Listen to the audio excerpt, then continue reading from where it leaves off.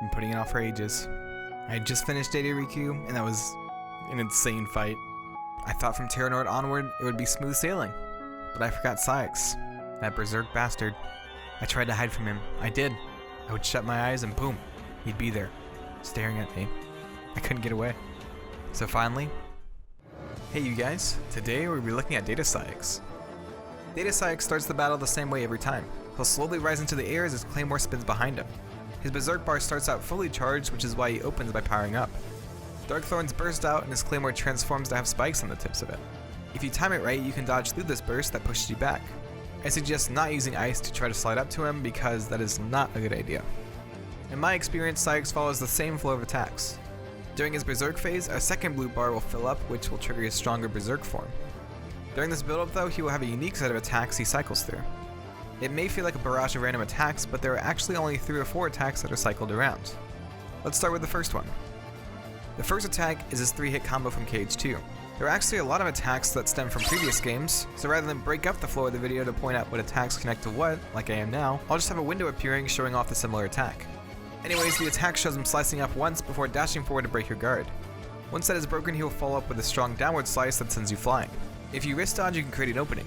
While these second and third attacks will break your guard, trying to create an opening from the third hit usually does not work since Data-Saix is already moving on to the next attack. The next attack has Data-Saix dashing towards you with a swiping attack before spinning 3 times, slashing at you as he spins. At the end, he will move far away to recover before continuing on to the next attack. If you counterattack the spins, you'll create an opening. Next, Data-Saix will jump high into the air before striking the ground, sending out 4 shockwaves before striking the ground again to send out another 3 shockwaves. The first set will shoot out in diagonal directions away from Sora, while the second set will have 1 shockwave going straight towards you. These cannot be blocked, though you can dodge the claymore strikes. Data-Saix will then follow this up with his 3-hit combo we saw earlier. This has the same openings. Data-Saix will then follow up with another air combo before doing a 3 shockwave attack. The first 2 shockwaves are the same as the previous shockwave attack, but the last part of this is new.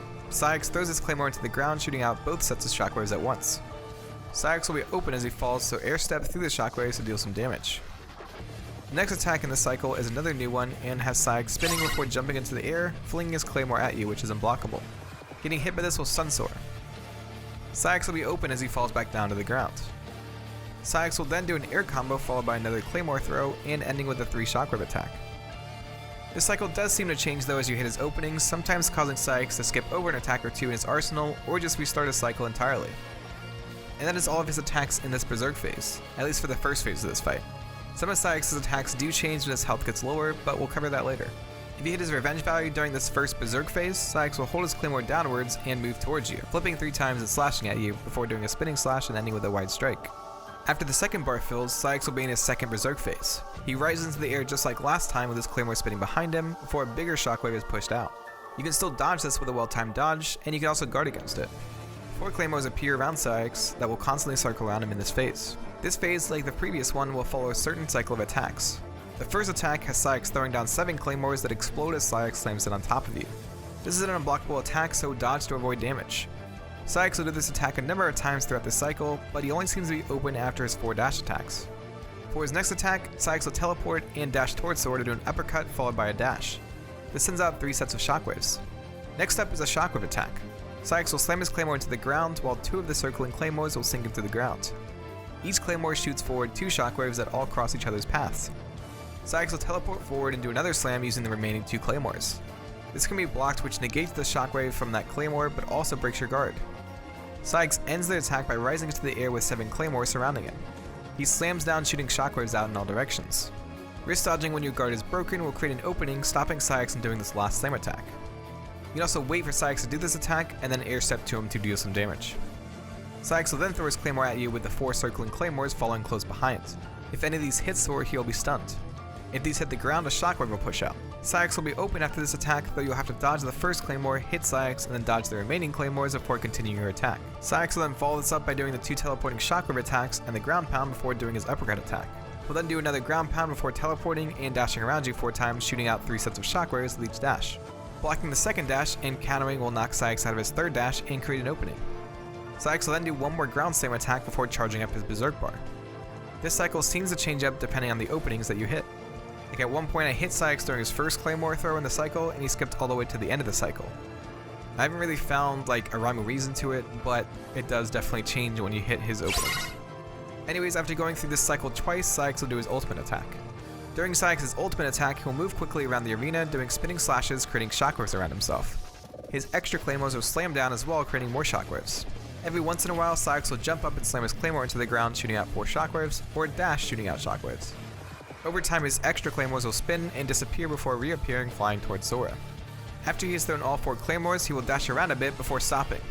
If both of his bars have depleted, he will be in a daze. He'll be dazed until he charges his yellow bar back up. When Saix's health gets to a certain point, he will shift into his second phase. Some of his attacks change. For his 3-hit combo in his normal Berserk mode, he will dash at you with a strike first before following up with a normal 3-hit combo. Since he is close to you, countering after the initial dash will leave him open to a counterattack. For his dashing spin attack, Saix will do 2 dashes instead of 1 before doing his spinning attacks. Saix can also dash you before doing his claymore throw as well. Another thing Saix can do is automatically start his ultimate move right after charging up his blue bar. During this, more claymores will be thrown out to damage you. After his ground pound while he's in his second Berserk mode, he will dash at you shooting out shockwaves.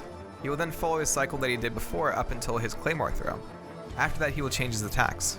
He'll slam down his claymore doing a shockwave before dashing to do an uppercut. He'll then do another claymore smash attack before his ground pound attack. He'll follow this up with 4 dash attacks before slamming his claymore on the ground, shooting out shockwaves, and dashing again twice. He'll do 1 more ground pound attack before charging up again. It is much harder to get him to empty out his Berserk bar fully while in the second phase, since he gets through his cycle of attacks more quickly, which causes him to charge up more often.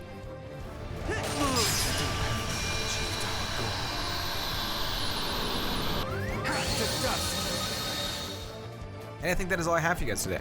I am sure I missed something because even though Saix followed a relatively simple cycle, it was insane nonetheless. I would love to hear any insight you guys have, so leave it down below in the comments. This actually wasn't as hard as I thought it was going to be. Saix is pretty predictable, and when you find his openings, they're really easy to punish.